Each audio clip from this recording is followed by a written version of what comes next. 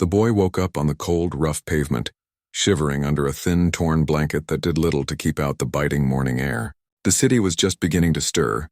Cars rushing past, people walking with purpose, heads down, not noticing the small figure huddled in a corner. He had grown used to being invisible in the crowd, a shadow no one paid attention to. His backpack, old and fraying at the edges, was clutched tightly to his chest. It held the little he owned, things that seemed small to others but were treasures to him. A few pieces of clothing, a tattered notebook, a small wooden carving his father had made for him, and a collection of items he had saved from the streets, each with a story. He stood up slowly, stretching stiff muscles and rubbing his eyes. Hunger pressed against his stomach like a heavy stone, but he had learned to ignore it most of the time. There was a rhythm to his life now, a careful routine he followed every day. Find food, find a place to stay warm, avoid trouble, and survive until the next morning. Some days were easier than others, but most days were a battle. He walked along the street, his feet sore and dirty. The smells of the city hit him in waves: exhaust fumes, fresh bread from a nearby bakery, the faint scent of flowers from a corner shop. He paused near a trash can where someone had discarded a half-eaten sandwich. He hesitated, then picked it up, brushing off the dirt as best he could. It wasn't much, but it would fill his stomach for a while. He found a spot near a building to sit and eat, keeping his eyes on the street to make sure no one tried to take what little he had. The boy's thoughts drifted as he chewed slowly. He remembered his mother, the last time he had seen her. She had been kind, loving, and had tried so hard to protect him. But life had been unfair and they had been separated. Since then, he had learned to rely only on himself. He had to be careful, quick, and smart. The streets could be dangerous, filled with people who didn't hesitate to take advantage of someone weak or alone. Yet despite all this, he held on to hope, a tiny flame that refused to go out. He dreamed of a day when he wouldn't have to worry about food, when he could sleep in a warm bed, when someone would see him for who he really was. As he finished the sandwich, he tightened the straps of his backpack and continued walking. He passed by shops with shiny windows and expensive items displayed inside. He pressed his nose against one of them, staring at a small toy car that reminded him of happier days before life had become a struggle. He sighed, moving on. He had learned to admire things from a distance, knowing they were not meant for him. The streets were busy now, people rushing past him, some bumping into him without a second thought. He had grown used to it, had learned not to react. Every now and then, someone would drop a coin in his cup, muttering a quick word of encouragement or a frown. Each coin mattered, a small step toward a day when he might not be on the streets. He counted them carefully in his head, adding them up like a secret treasure, dreaming of a hot meal or a place to stay for the night. He stopped by a small park, hoping to find a quiet spot to rest. There was a bench under a tree, and he eased himself onto it, feeling the rough wood under his hands. The leaves above rustled in the wind, and for a moment he felt almost safe. He opened his backpack and pulled out the small notebook he had found in a library bin months ago. It was worn and filled with pages of sketches, stories, and notes he had written for himself. Writing had become a refuge, a way to escape the harshness of his life, even if only for a few minutes each day. He flipped through the pages, smiling faintly at a sketch of a small house with a garden, something he had drawn long ago when he imagined a life where he had a place to call home. The images in his notebook were filled with hope, adventure, and dreams.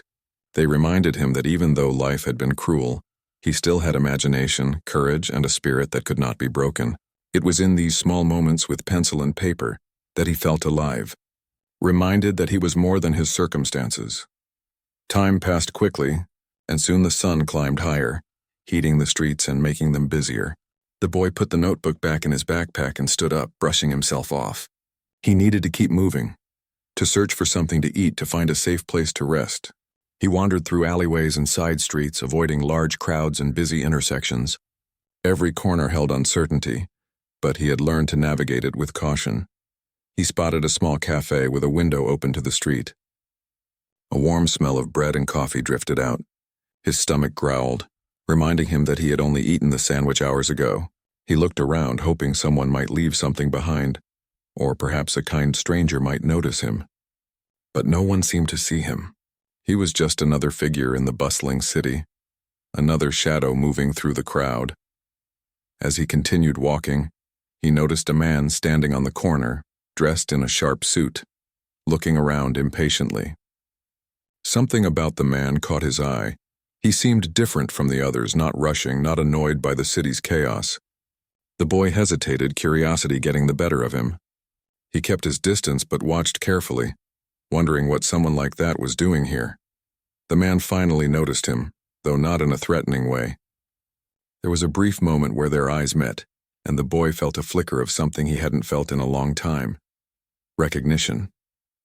Not of who he was, but of his presence, as if the man saw him, really saw him, in a way the world rarely did.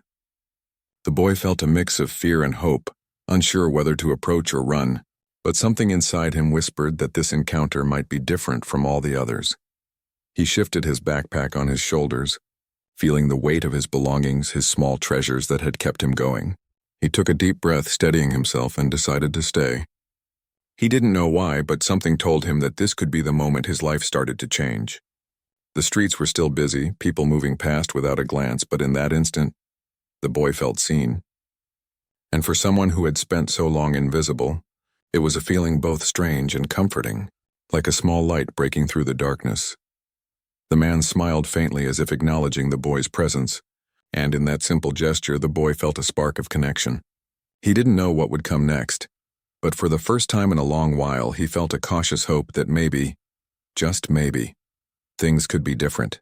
He adjusted his backpack, took a step closer, and prepared for whatever the day might bring, carrying with him the little he had, but also the dream that one small encounter could change everything.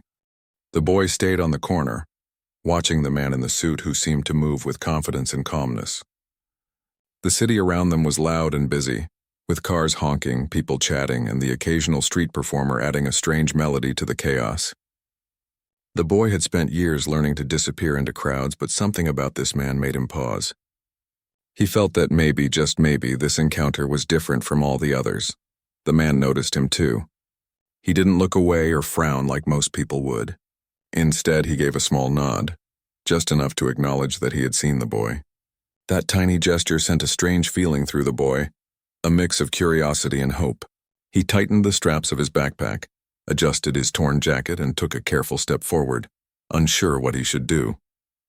His life had taught him to be cautious around strangers, but something about this man felt safe. The man watched him approach, and for the first time that day, he smiled. It wasn't a big smile, just a quiet one, but it carried warmth. The boy stopped a few feet away, looking at the ground, then back at the man. The city noise faded slightly in his mind as he tried to read the expression on the stranger's face. There was no judgment, no impatience, just a gentle curiosity. It was a look the boy had rarely seen, a look that made him feel seen as a person rather than a problem or a beggar. "Hey," the man said softly, his voice calm and inviting. "What's your name?" The boy hesitated. He wasn't used to strangers asking such simple questions without a hidden purpose. Most people who approached him either wanted to give a lecture, hand him something, or just push him away. But this man's question was different. It was genuine. Slowly, the boy answered, his voice quiet but clear. He didn't add more than necessary, keeping his distance as if preparing to leave at any sign of danger. The man nodded, listening carefully as if every word mattered. "It's nice to meet you," he said. "Do you live around here?" The boy shook his head. He didn't tell the whole truth about sleeping on benches and in shelters, about the constant hunger and fear. He only said he moved around, staying where he could find a safe place. The man didn't press further. Instead, he took a step closer, not in a threatening way, but as if inviting the boy to trust him. Trust was not easy for the boy. He had been hurt and ignored too many times. But there was something in the man's demeanor that made him pause, to consider the possibility that not everyone was out to take advantage. The man looked down at the boy's backpack and then back at him. "That's a heavy bag," he said. "What do you carry in there?" The boy hesitated again. Most people would see the bag and assume it held nothing important. Some might even try to steal it. But this man's question didn't feel like a threat. It felt like interest, like he genuinely wanted to know. Slowly, the boy shrugged. "Just some things," he said. "Stuff I keep with me." The man nodded, smiling faintly. "Stuff can be important," he said. "Sometimes the smallest things mean the most." The boy looked at him, curious despite himself. He didn't know why, but he felt like he could say more. Maybe it was because no one had ever spoken to him this way. with patience and respect without looking for something in return. He shifted the backpack on his shoulders and, after a moment of thought, opened it just enough to show a glimpse inside. There were old clothes, a notebook, a few personal items he had collected over time. Nothing valuable in money, but treasures to him. The man leaned slightly forward, examining the contents without judgment. "These are yours?" he asked. "Yes," the boy replied, his voice steadying. He felt a strange pride in showing someone his belongings, something he had never done before. Every item had a story, every small possession a memory. The notebook especially was a world of its own. He had filled it with drawings, little stories and ideas that he hoped might one day matter to someone. Sharing it with someone else was new and scary, but it felt right. The man's eyes softened. "You've taken care of these things well," he said. "They're not just things. They're part of who you are." The boy blinked, surprised. No one had ever said that to him. Most people had looked at him and seen only a homeless boy, someone to ignore or pity. But this man saw him differently. He saw effort, resilience, and the small victories that the boy had achieved every day just by surviving. The boy felt a warmth in his chest he hadn't felt in a long time. It was comforting and strange, like a quiet light in the darkness. For a moment, the chaos of the city faded away, leaving only the two of them standing there. He didn't know why, but he wanted to trust this man, even though he had learned to trust no one. "Can I ask you something?" the man said, breaking the silence. The boy nodded cautiously. "What do you dream about?" the man asked. The question was simple yet powerful. The boy hadn't shared his dreams with anyone for years. Most people didn't ask because they assumed there were no dreams left, no hope. But this man was different. The boy thought for a moment, then spoke softly. "I dream about a place where I'm safe," he said. "A place where I have a bed and food, where I don't have to be afraid every day. And I dream about being able to do things that matter, things that make me proud." The man listened intently, nodding with understanding.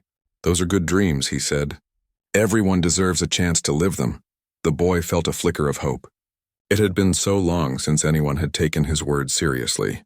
He looked at the man, wondering if he was being kind or if there was some hidden motive. But the way the man stood, calm and patient, made him believe this was real. He wanted to believe that maybe, for the first time, someone might actually help him, not just give food or money, but see him as a person. They stood in silence for a moment, the noise of the city returning around them. The man glanced down at the boy's backpack again, his eyes narrowing with interest. "You've kept all these things safe," he said. "It must mean a lot to you." "It does," the boy admitted. "These things, they're all I have. They remind me of better days and they keep me going when it's hard." The man nodded thoughtfully. "You've been careful, responsible, and strong," he said. "Those are qualities not many people have, even with everything they own. You've done well considering what you've faced." The boy felt a mix of pride and disbelief. No one had ever acknowledged his strength like that before. People had always focused on what he lacked, on his failures or on his homelessness. But this man noticed his effort, his resilience, the courage it took to survive every day. It was a new and powerful feeling. The boy shifted his weight, unsure what to say next. He wanted to trust this stranger, but didn't know if it was safe. The man seemed to sense his hesitation. "You don't have to say anything more," he said gently. "I just want you to know that I see you. I see the effort you've made, and I respect it." "That's all for now," the boy nodded slowly. He didn't know why, but he felt a strange connection forming. He didn't understand how this meeting would change his life, but a tiny seed of hope had been planted. Something in the man's words, his tone, and the way he looked at him made the boy feel that maybe, just maybe, his life could be different. As they parted ways for a moment, the man gave a small wave. The boy waved back, a cautious smile forming on his face. For the first time that morning, he didn't feel invisible. He felt seen. And though he didn't know what the future held, he walked on with a lighter step, carrying his bag, his treasures, and a new, fragile hope that one encounter might lead to something extraordinary. The boy continued walking through the streets after his brief encounter with the man in the suit. He carried his backpack tightly against his chest, feeling the weight of his few belongings. His mind was buzzing with thoughts of the meeting, of the small spark of connection that had formed in the midst of the busy city. He had never experienced anything like it before. Most people ignored him, looked down on him, or hurried past as if he were invisible. But this man had paused, looked at him, and even acknowledged his small treasures. It was strange, almost unbelievable, and yet it gave him a flicker of hope he hadn't felt in years. As he wandered, he thought about the notebook in his bag, the little sketches and writings that were his private world. He remembered the man's words that he saw his effort, his resilience, and that his things mattered. The boy ran his fingers over the worn fabric of the backpack and imagined showing the man more of what he had. The collection of items he had saved over time. Each coin, each small toy, each piece of paper had a story, and he had kept them all because they reminded him of better times or of dreams he still held on to. He passed by a small alley where a group of kids were gathered, laughing and shouting as they played with a ball. He paused for a moment, feeling a pang of longing. He missed the simplicity of being a child without the weight of survival pressing down on him every day. He wished he could join them, even for a few minutes, but he knew he didn't belong in their world. He belonged to the streets, to the harsh rhythm of finding food, avoiding danger, and keeping his small belongings safe. As he moved on, he noticed a small park bench where he often rested. He sat down and carefully opened his backpack, taking out the notebook. He flipped through the pages slowly, running his fingers over the sketches, the stories, and the little notes he had written to himself. Each page was a window into a world he had created, a world where he was safe, happy, and free. For a few moments, he allowed himself to get lost in that world, forgetting the hunger and the cold. Suddenly, he remembered the man in the suit. He wondered if he would ever see him again, if their brief encounter was just a fleeting moment of kindness in a world that had mostly ignored him. The thought made him both anxious and hopeful. What if this man could actually help him? What if there was a chance for something more than survival? A chance to learn, to grow, to experience a life beyond the streets. The boy zipped the notebook back into his backpack and stood up, deciding to keep moving. He wandered through streets he knew well, looking for places where he might find something to eat or a quiet spot to rest. He passed a small cafe and sniffed the warm smell of bread and coffee. Hunger pressed against his stomach, but he kept walking, not wanting to risk drawing attention or begging. He had learned to be careful, to survive without relying on others too much. Yet in his mind, the thought of the man lingered, filling him with a strange sense of possibility. As he turned a corner, he saw the man again. He was leaning against a building, looking around the street as if waiting for something. The boy froze, unsure whether to approach or hide. But before he could make a decision, the man looked up, saw him, and waved gently. The boy felt his heart race. He hadn't expected to meet him again so soon. Something in the man's eyes told him that this time the encounter would be more than just a brief conversation. The boy walked toward the man cautiously. "Hello," he said softly. "Hello," the man replied warmly. "I was hoping I'd see you again. Mind if we talk for a bit?" The boy shook his head, indicating it was okay. He felt a mix of excitement and nervousness. The city around them continued its noisy rhythm, but in that moment it felt like the world had slowed down just for them. The man's presence was calm, steady, and reassuring, a stark contrast to the chaos of the streets. They found a quiet corner, away from the busy sidewalks. The man gestured to the boy's backpack. "Do you mind if I take a closer look?" he asked. The boy hesitated. He had never shown anyone his belongings in such detail before, except for what was necessary for survival. But something in the man's tone convinced him it was safe. Slowly, he opened the backpack, revealing the small treasures he had collected over time. The man's eyes widened slightly, not with greed or judgment, but with genuine interest. "Wow," the man said softly. "You've kept these things so carefully. Each one must have a story," the boy nodded. "Yes. They remind me of better times or of things I hope for in the future," he explained. "I've had to protect them because they're all I have." The man listened attentively, asking gentle questions about some of the items. The boy felt a strange sense of pride as he explained the significance of a few coins, a small wooden toy, and a folded piece of paper with a drawing on it. The man's interest felt genuine, and for the first time in a long while, the boy felt that someone truly valued his experiences and efforts. After a while, the man leaned back slightly. "You've done a remarkable job surviving on your own," he said. "It's not easy to stay strong and careful when life is this hard, but I can see that you have something special. You have courage, intelligence, and the ability to hold on even when it's tough." The boy felt a lump in his throat. He wasn't used to hearing such words. People rarely acknowledged his strength or intelligence. Most only saw him as a homeless boy to be ignored. But this man saw more. He saw his effort, his resilience, and the way he had kept his small world intact despite everything. The boy felt a mix of emotions, gratitude, disbelief, and hope. The man's gaze softened. "I want to help you," he said. "Not just with food or clothes, but in a way that can change your life. I can see that you have potential, and I want to give you a chance to grow and learn. You don't have to accept it right now, but I want you to know it's possible." The boy's eyes widened. Help had always been temporary, small gestures that faded quickly. But this felt different. The man wasn't offering pity or charity. He was offering opportunity. It was a chance to step out of survival mode and into a life where he could build something meaningful. Yet fear lingered. Could he trust this stranger? Could someone really care enough to offer him more than a meal or a warm place for the night? I don't know, the boy said cautiously. "I'm not used to people helping like that." The man nodded understandingly. "I know, it's hard to trust, especially when you've been alone for so long. Take your time. I'm not asking for a decision today. Just know that the offer is real. I'll be here, and if you're ready, we can take the first step together." The boy felt a warmth spreading through him, a feeling he hadn't experienced in years. The city's noise seemed distant, and for a moment, he allowed himself to imagine a different life. A life where he didn't have to hide in corners or worry about being invisible. A life where someone saw him, respected him, and offered guidance. The idea felt almost too good to be true, yet it was the first real hope he had felt in a long time. As the day went on, the boy and the man continued to talk. They shared small stories, laughs, and questions. The man listened with patience, and the boy found himself opening up more than he had in years. It was a strange and comforting connection, one that made the boy believe that maybe, just maybe, his life could change.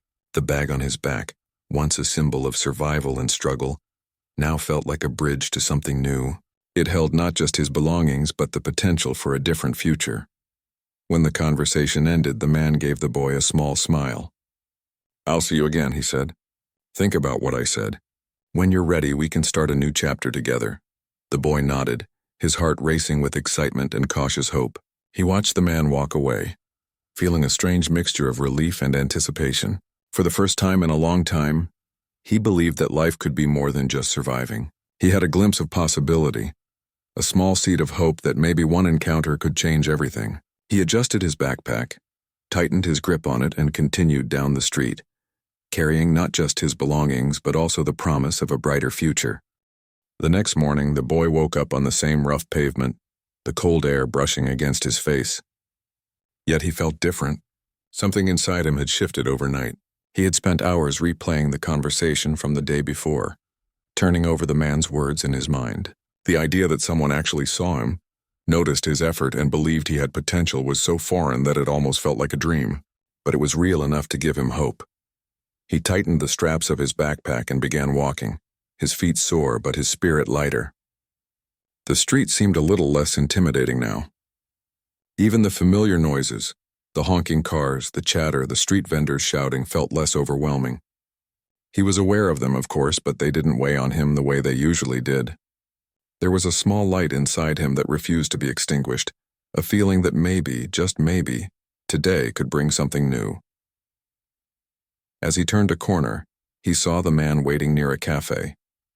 His presence was calm, patient, and unhurried, as if he had been expecting the boy. The boy's heart raced. He hadn't known what to expect, but seeing him again brought a strange sense of comfort.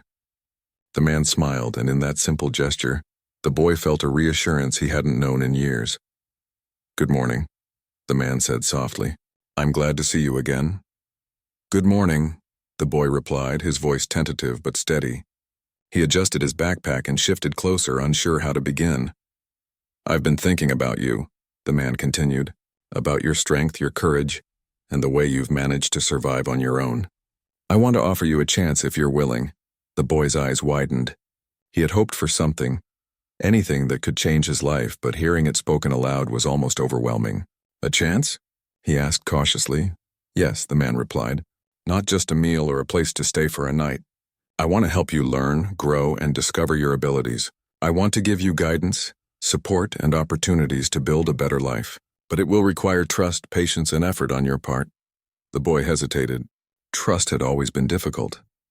The streets had taught him to be careful, to protect himself, and to question everyone's motives. But there was something in the man's voice, a sincerity that made him believe it could be different this time. I don't know if I can, he said softly. I've never had anything like that before. The man nodded, understanding in his eyes. I know. It's not easy to take a step into something new, especially when you've been alone for so long. You don't have to decide right now. Just know that the offer is real. When you're ready, I'll be here. The boy felt a mixture of fear and excitement. He thought about his backpack, the little treasures inside, the notebook with sketches and stories, and the small objects that had been his companions for so long. What would it mean to step out of survival mode and into a world where someone believed in him? What would it mean to have guidance, support, and the chance to grow? He decided to take a small step. He opened his backpack and pulled out the notebook, showing the man some of the sketches and stories he had created. The man's eyes lit up with genuine interest and admiration. These are amazing, he said. You have talent and imagination. I want to help you explore them, develop them, and use them to build a life you can be proud of. The boy felt a surge of hope. He had always dreamed of a life beyond the streets, of opportunities to learn and grow, but he had never believed it could happen. Now it seemed possible. He nodded slowly, still unsure but willing to try. I want to learn, he said. The man smiled warmly. That's all I need for now. One step at a time. We'll start with small things, and over time, you'll see how much you can achieve. They walked together through the city, the man pointing out places and explaining things in a calm, patient manner. He talked about opportunities, about ways to learn skills, and about the importance of making choices that would lead to a better life. The boy listened intently, absorbing every word, feeling a sense of possibility he hadn't known existed. As they walked, the man also asked about the boy's experiences on the streets, his challenges and his dreams. The boy spoke carefully, sharing bits of his life he had never told anyone before. The man listened without judgment, offering guidance and encouragement. The boy felt a strange and comforting sense of safety. For the first time, he felt that someone genuinely cared about him, not because of pity, but because of respect and belief in his potential.